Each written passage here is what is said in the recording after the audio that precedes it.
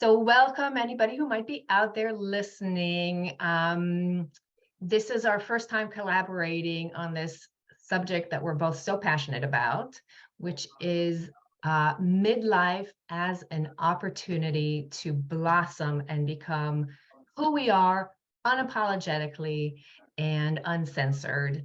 And even though for a lot of people out there, we think as midlife as a time of decline, my body is betraying me, I might feel like, I'm stuck or like my best years are behind me. We are here to tell you it ain't so. And for that, we have planned a how shall I call it? A 3 series video.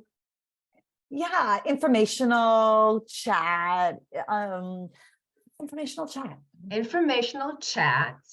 We're going to break this topic down into 3. And we're going to today talk about the mind. And the next video will be about the body. And the next video will be about spirit. So mind, body, spirit, and all the goodness that midlife has to offer us. So, Yvette, why don't you tell us a little bit about your work and how it relates to this time of life? Great. Midlife to me, we're in it. So, and what I do is I am a family nurse practitioner and I work in the women's health, and really day in and day out, I listen to women talk about how they feel in their body as a human. And I think midlife, especially now, because I am I like to call a storm of it, because it is this disruption of our body, and it really doesn't have to have a negative connotation. I'm really finding that it is a powerful place to be. So just really listening to women talk about their symptoms of how the chemicals and the pathophysiology is changing, right, in our mind, in our body, in our spirit, because it's changing in midlife drastically to the years ahead of us. And that can be the best years, like it's the golden years. That's what people really call it. We don't really feel it now. So I think that understanding what is really happening in our body shed some light that there is some light at the end of this turmoil, because we have to call it what it is, because there are changes, right? Like in the midst of change, there's a storm, and we're feeling this chemical reaction in our body. So I feel like knowledge, and I'm a nurse, so from a nursing standpoint, I think that, which is a little different than the medical world, is that it is based on education, and it is based on understanding how we have everything we need inside of us, and that we are a whole human, right? Body, mind, and spirit, or minds, body, spirit, whatever way we do it, it doesn't matter, because it's this circle that really has to have this connection. And I think that's what's missing in our medical world, is the connection between the mind, the body, and our spirit. And I think in midlife, we feel it. And we feel that disconnect in a way, and knowing how to get it back into a little bit of a rhythm that serves us gives us so much power. Yeah, and specifically in your practice too, you're a hormone specialist, and you work with a lot of the women who are going through menopause to figure out how to balance things better. That it doesn't have to be so painful or so out of whack. Yeah, and you don't have to suffer in a way, right? So I listen to women, and I feel like, being where I am as a nurse practitioner in the women's healthcare field, I really want to advocate for women and give them tools. It could be pharmaceutical hormone replacement. It can be, what are adaptogens?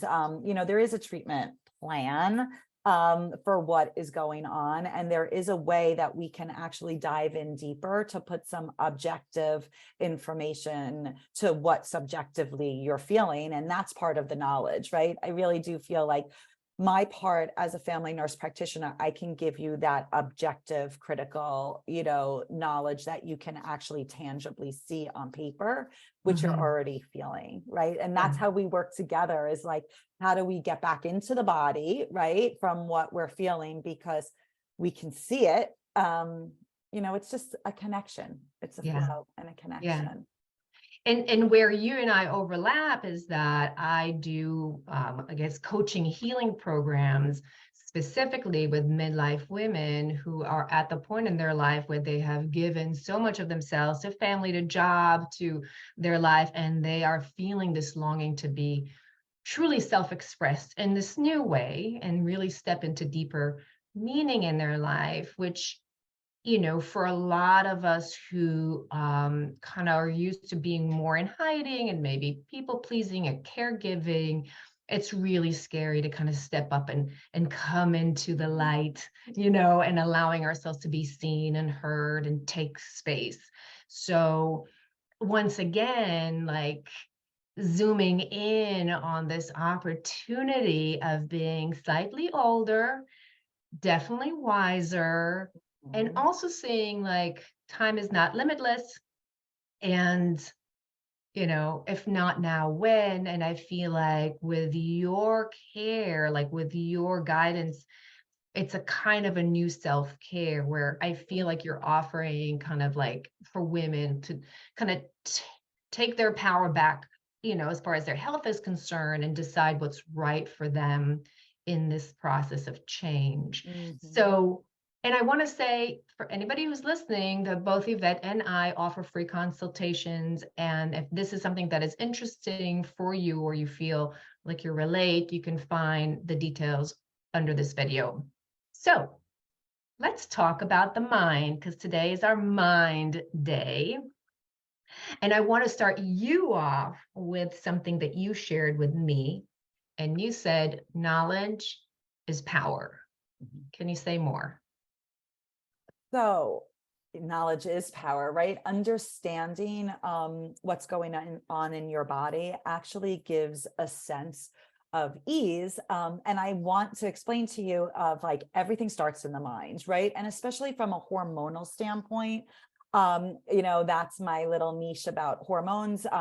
And hormones, you have your pituitary gland, which is the master gland, and it's in our brain. So it starts in the mind itself. And these thoughts, right? These feelings that we're having in midlife, there is a chemical change that's happening in this master pituitary gland. So when we have a thought, right? Or if we have a feeling, or if we're waking in the morning stressed or can't sleep at night, it begins in this, in the pituitary glands. So if I want to get a little technical, because that's how I like to understand stuff, is so basically the stressor comes into your body and this goes into your brain and your mind. It creates a thought, it creates a chemical reaction.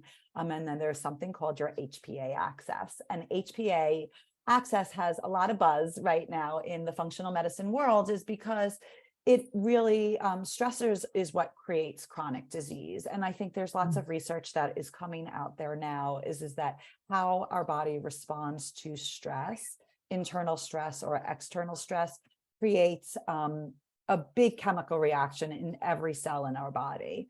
So I think midlife, there is this internal stress already happening, right? There is this chemical imbalance happening, getting us from, women didn't live that long ago. Like women are living longer and longer. So after menopause, after we stop producing eggs, after we are in that motherhood, stage of life, there is this whole other stage that we have to kind of get used to feeling and being in,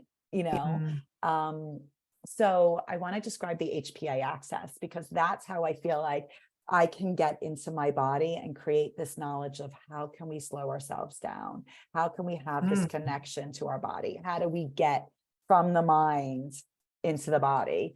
So I'm going to stop you for a second and just verify something for myself or anybody else who's having the same question.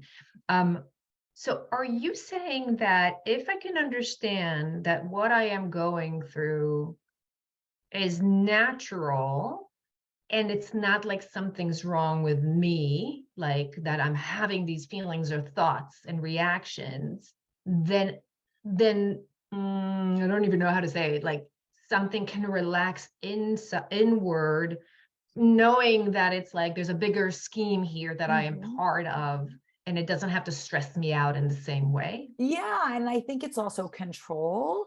As a woman, you feel when your body is in this disease or dis-ease, right? Like when something is off, you are out of homeostasis, right? Because that's how our body functions correctly.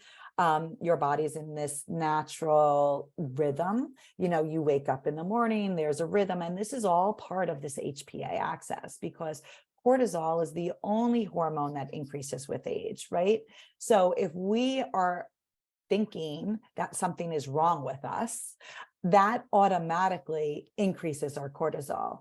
Because we are going through this change in life, Yeah. that automatically increases our cortisol, and I feel like understanding how you can change your lifestyle or adjust, change has to happen, or adjustment has to happen in this, stage of life, because we are a well-oiled machine, but the estrogen and the progesterone and the testosterone that was oiling our machine, is not so lubricant anymore. It's not so luscious. Yeah. So how do we get that lusciousness from someplace else, lubrication from Mm. someplace else?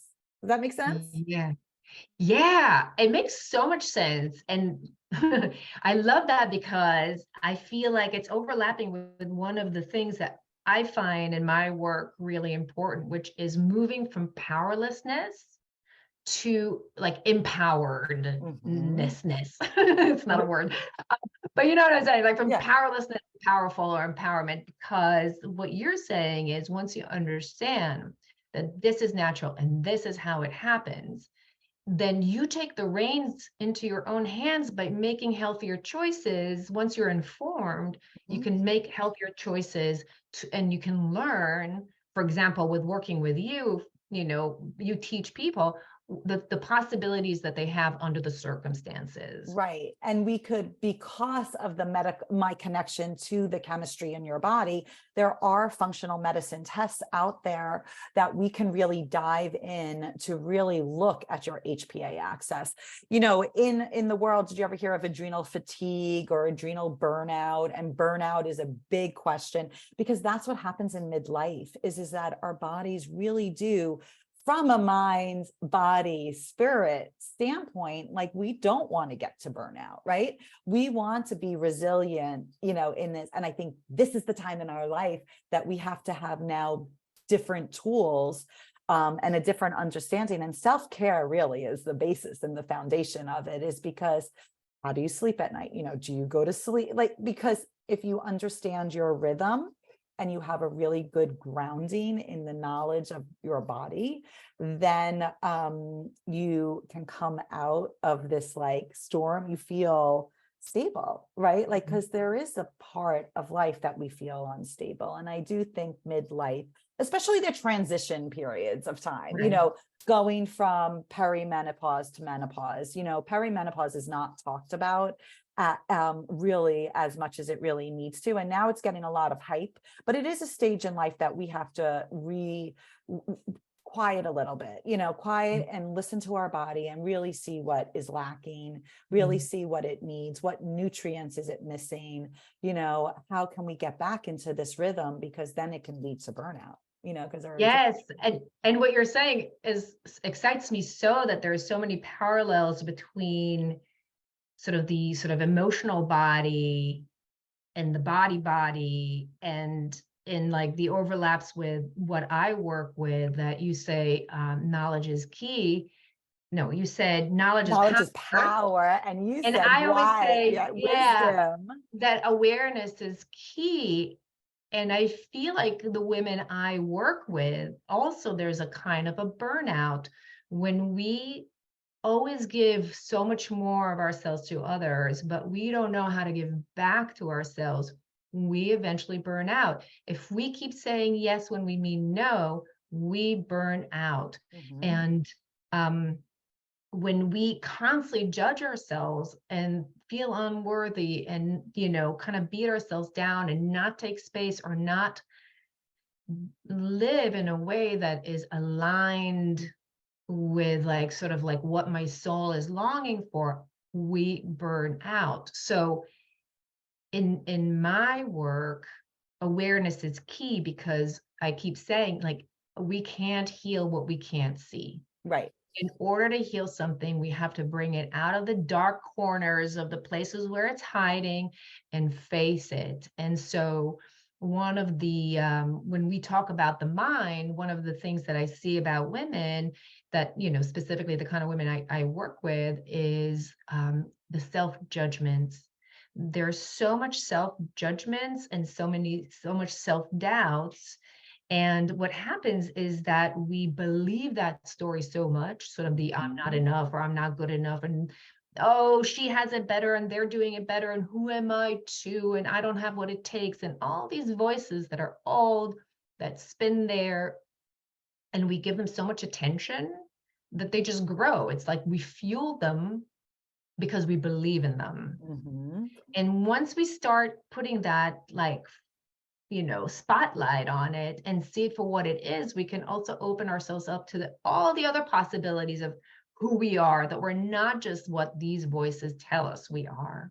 And that we're not stuck there. We can start doing something about it, which I feel like is the same as you. Once you realize menopause is happening and this is how it feels, there is things that I can do about it. Yeah, correct. And I really think what it ties back into the burnout part of it is that, if you can name it, you can tame it. And I do it in some of the testing that we do. You can see something called your cortisol awakening response, right? And your cortisol awakening response is supposed to increase, 30 to 60 minutes after you wake up in the morning, to give yourself power, right? Power in your engine so you can get on at the end of the day. And then it climbs to 3 p.m., 4 p.m. And then everybody gets that 3 p.m., 4 p.m. like feeling of dropness. And I think what happens in midlife and perimenopause is that there's other things that, your patterns, right? Patterns and all of that stuff interfere with this nice little diurnal curve that's supposed to happen. So when you actually see it, right, on paper, you have your awareness of like, oh, my rhythm is off. Like my car does not have enough engine in the morning to go anywhere. And it's just this flat line. And you can see that in some women, that's the burnout is that it doesn't have this get up and go, and it's burnout. And that's where the fatigue and the foggy brain and all of these symptoms that come along with menopause comes from, is this rhythm. And how do we get back into this rhythm? So if you don't mind, because I feel like this is an educational chat, right? Like I want to really break down this HPA axis, because this is the foundation for me of the mind, of how the mind is connected to your body. So a thought or a stressor or any kind of stressor comes into your life, you're going to be late for a meeting, or flat tire, or internal stressor is that my allergies are bothering me, or I didn't go to the bathroom, for a couple of days, couldn't poop. This is all internal and external stressors. So it comes into the brain, and the brain in your mind, right? Like your mind and your brain, how do we differentiate that? I think they're connected. The brain receives the signal that there's a stressor, and the stressor may be emotional, it may be physical. Did you eat breakfast? Did you eat too much sugar? These are all considered stressors in our body. And I think working together and understanding what the stressor is, right, is the key, because that brings awareness of how we can change our lifestyle in a way to get back into this circadian rhythm. So stressor comes into our brain triggers this response. It's the alarm system, the pituitary gland. It hypothalamus starts, right? Then the pituitary gland is the signaler and signals all these cells in our body, and our adrenal gland is this gland that sits on top of our kidneys, and Mhm. our kidneys, and that is where cortisol is produced. So that is signaled from our hypothalamus pituitary to our body, our Mhm. adrenals, to what to do. And then it goes to every cell in our body, Right. So to me, that's why I think understanding what the stressor is, Yeah. where is that's number one, awareness. And there's questionnaires we can, that's where coaching comes in, right? Really diving inward to be like, is this an external stressor? But what is the internal stressor? What is my diet like? What is my lifestyle like? What time do I wake up in the morning? What time do I go to sleep at night? How many hours do I sleep? This all begins in the brain. Yeah. And, beautifully said. Thank you for this breakdown. And what it makes me think, which is another thing that I like to work with, is like shifting the old story. So like I feel like what you just described is like there's this old story. And I think you even said to me, um, in a different conversation that it's like we're under constant threat. Mhm. And even though there's no threat, but we are like under constant threat. So the old story is like threat, not safe, threat, like whatever, like overwork. And how to shift that this story is not, it's not correct. Like everything is fine, actually. Mhm. And we don't have to live as though we're under constant threat. There Correct. isn't a tiger, chasing me right now. Um, so how do we tell the body it's okay? And I feel like it's the same with the more coaching like work, where the old story is, I can't do it. I'm not enough. I don't have what it takes. I can't take space. People are not going to like me if I do. They're going to judge me if I do. I'm not going to be approved of. I'm going to end up alone. That's kind of like an old story. And in working together, how do we shift this old belief, old story, old stuckness to this new story of I have a choice? Mhm. And that is like moving from powerlessness, like the way things are, I feel with the way things are, I feel powerless because it's as though it's done to me and I don't have a choice. Right. And when you take the reins back with awareness, with knowledge, power, you create a choice for yourself of, okay, this is the situation and this is the old story.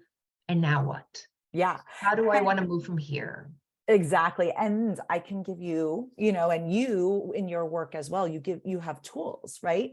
Because how do we now are aware of that this is a story that doesn't serve us anymore because we're going to burn out. Right? Like this, we got to stop. We got to change this because with the way that we're functioning now, with a cortisol level of being in fight or flight constantly, and a hormone level of being non-existent, of course our libido is not going to be there. Of course, of course, because we're in a jungle, we're women, and how to, give ourselves permission Yeah. to get out of alignment, but also take that pause, like in menopause, right? That midlife menopause, to Yeah. redefine what serves us, but also have tools and know that you don't have to suffer for hot flashes, that, we can educate you that estrogen is safer if it affects your quality of life.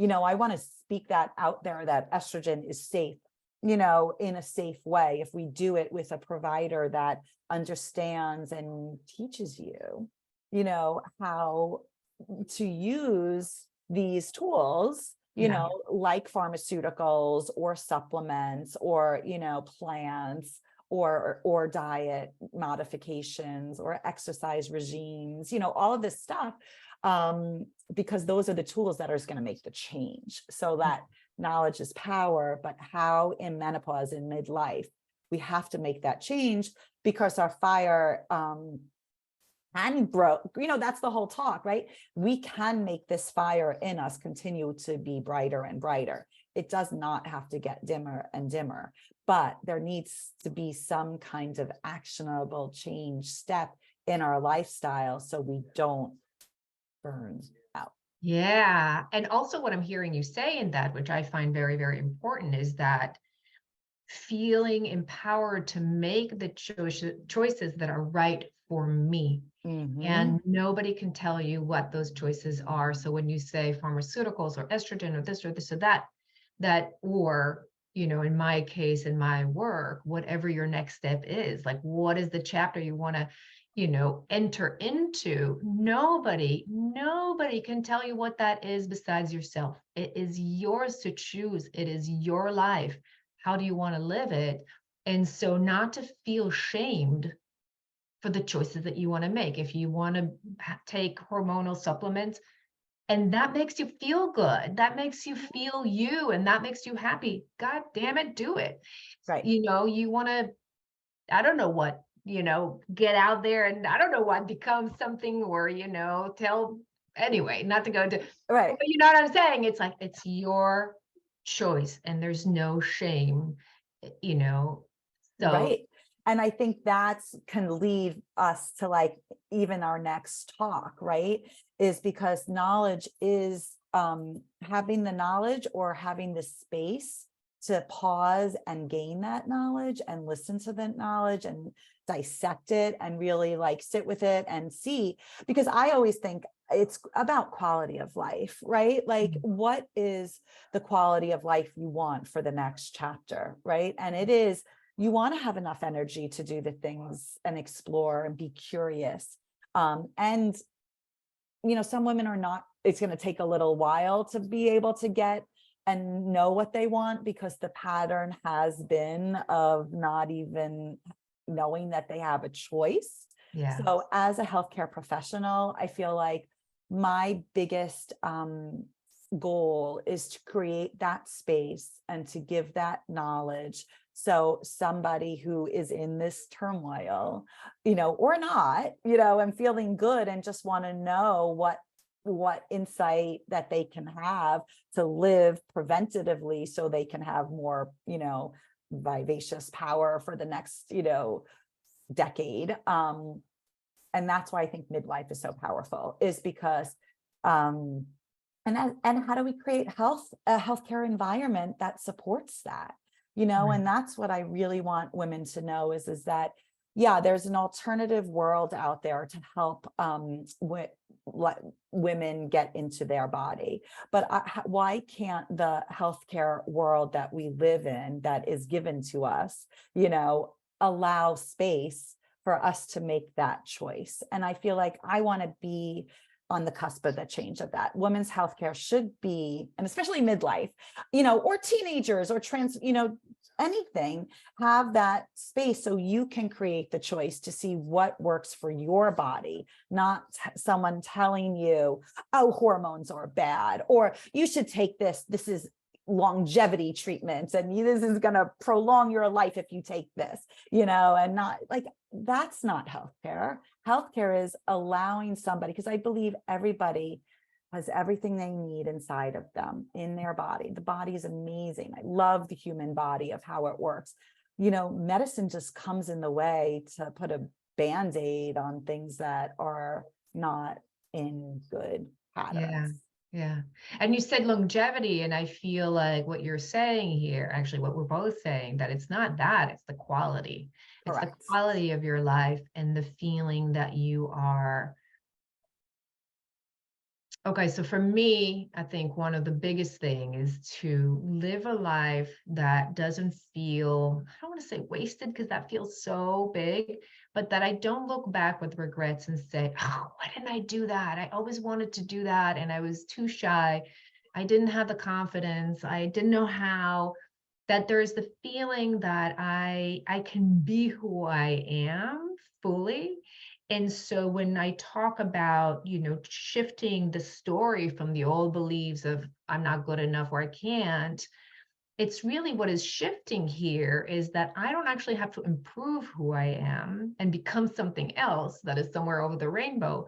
I just need to learn to really be me fully, uncensored, you know, fully expressed, whatever that looks like for each and every one. And when you spoke about the fire, Mhm. within, I feel like our fires change with age. The fire of my youth is not the fire of today, but my fire of today is not less valid or valued. My Mhm. fire now, I love my fire way more than I liked like the Yeah. old fire of youth, because I feel more connected to it. And I think that's part of the potential of being Yes. slightly older, slightly Yes. wiser. Yeah, slightly wiser and with knowledge, right? And wisdom, and wiseness. Yeah. And that is the next stage of life, right?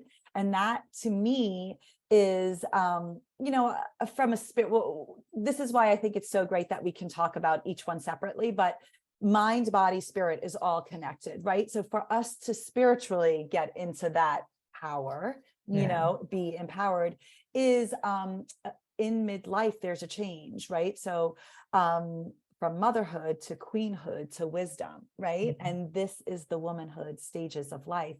And I feel like midlife is that this is the queenhood. This is the honoring of the crown. This is like, Mhm. how do we do such self-care that we can be so wise in that golden years, and I think that's why together and working with women in midlife is such a powerful place, because it's about the queenhood. It really is. And when I think about, me and you are yogis at heart, and I feel like, that's how we met a long time ago. But when you say about Ring of Fire, and, just from my yogi, learnings is that Shiva, and the dancer, is this stable dancer in the ring of fire around him. And Mm. I really Mm. think that image to me, is that we're the Shiva in the midlife, how do we kind of stay within this circle, to protect ourselves from this crazy world that we're Mm. living in, and midlife, crazy world internally. And then we Yeah. have this, connection of it all kind of bound together. So I look forward to our continuous conversations of how we connect the mind Yeah. and the body and the spirit, because it's the connection that's important too. Yeah. So is there like one liner type thing that you want to kind of say at the end? Okay, no pressure to kind of summarize what you brought, and I'll try to summarize mine. Like, Um, what's the bottom line for you? Bottom line is, I think, this was like our caption of this talk to begin with, is that midlife can be the best chapter yet, right?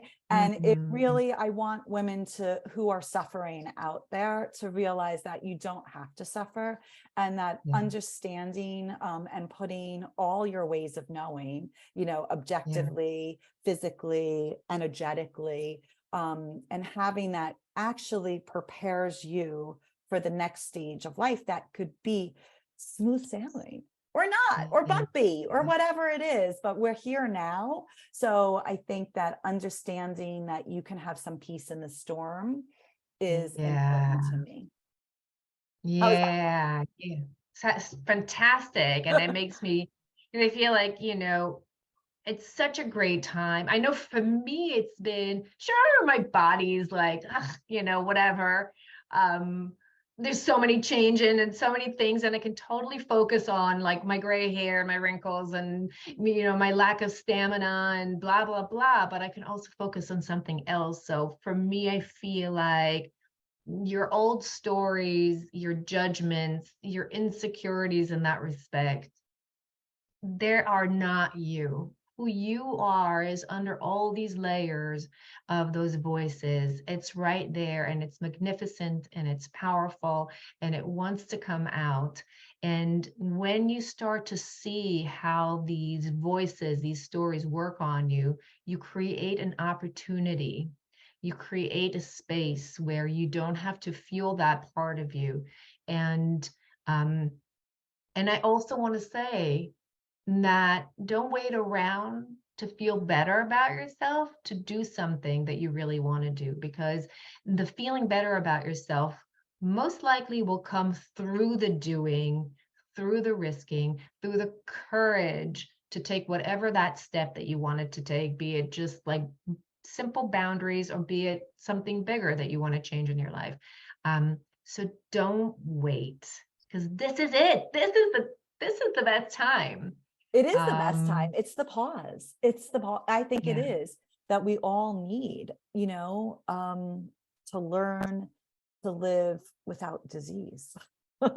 Really, because stress is going to kill us all right now. This is unsustainable of the way that the world is. But how do we Right. become grounded? How do we get centered? How do we, and I think menopause gives us the opportunity to say, okay, I can't do this. This is not sustainable. And you don't have to be hot. There's ways not to be hot and not to have hot flashes. And there's ways that you can have a better night's sleep. And then that's how we can both work together to get you to those better ways of. Right. There are many ways for you to feel better about yourself, on all levels. Yes. And if you don't know how, ask for help. There's no shame in asking and getting help. And I think we're good for today. Yeah. I like it. Yeah. So check us out for next talk, because we're going to talk about the body and Love its it. many wisdoms.